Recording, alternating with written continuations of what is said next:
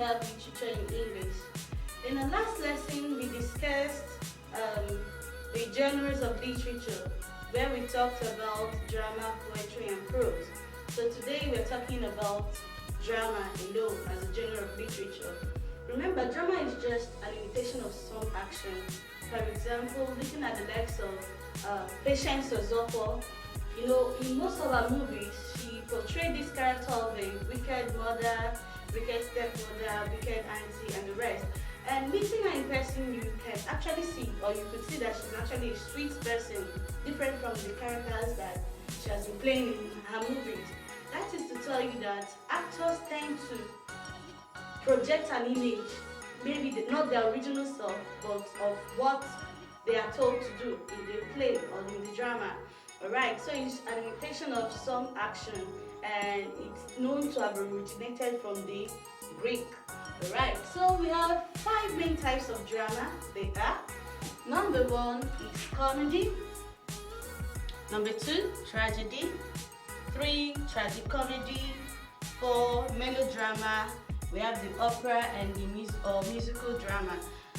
Now, when you talk about comedy, please, comedy in literature is quite different from comedy in the entertainment industry.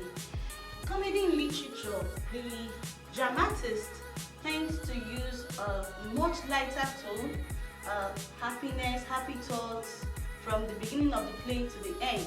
So comedy just means a novel with such happiness and happy ending. Do you understand?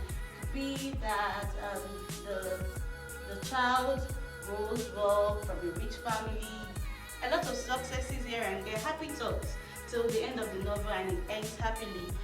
And looking at the tragedy, as the name implies, of course, the dramatist uses a much darker tone of pain, disaster, even death to express his opinion. Do you understand? And from the beginning of the play to the end, there are some situations where you tend to cry with the actors on stage, because you feel the emotions pouring out. Do you understand? Okay, then the next one, tragicomedy, as the name implies, tragedy and comedy together, meaning it has both traits of comedy and tragedy in them. For example, the play could start off with a much sad tune, and darker tune, and of course, getting to the ending, it ends happily. Do you understand? Okay, the next one is melodrama. If someone tends to get too worked up or get angry over little issues, we say the person is melodramatic, right? Very good. So in this melodrama, the dramatist tends to pry or to get the emotions of the audience. He or she will try to catch the audience, to get your emotion intense. So what she does, or in melodrama we have the music. There's always a music playing in the background. It could be the piano or the violin. Now it's let's say a damsel could be in distress. Maybe she took a walk.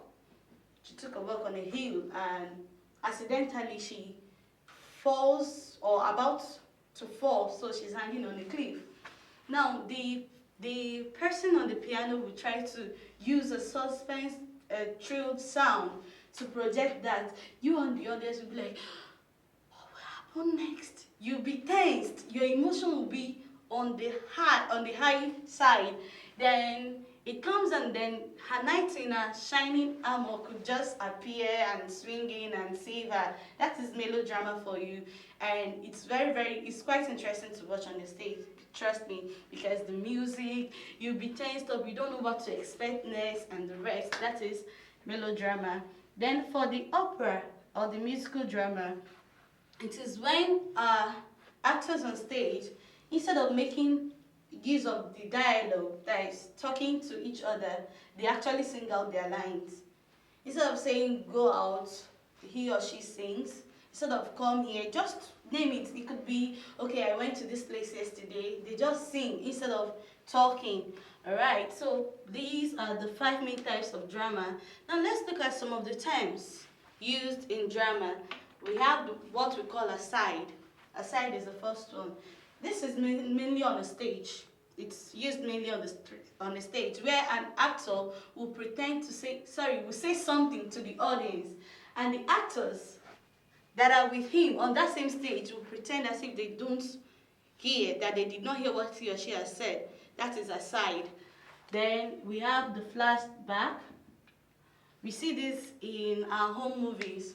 Someone will be like, And the next thing, a clip will show of maybe the actor or the actress in a much younger self, maybe doing an action or the other. That is flashback, bringing something of the past to the present. Then there is okay, let's talk about the people. We have our hero or protagonist. This person, let's say the whole play or the whole drama centers on this person from the beginning of the play to the end. He's just the hero, he's the main character of the novel. Do you understand? He's the main character of the novel or the play. Then we have a villain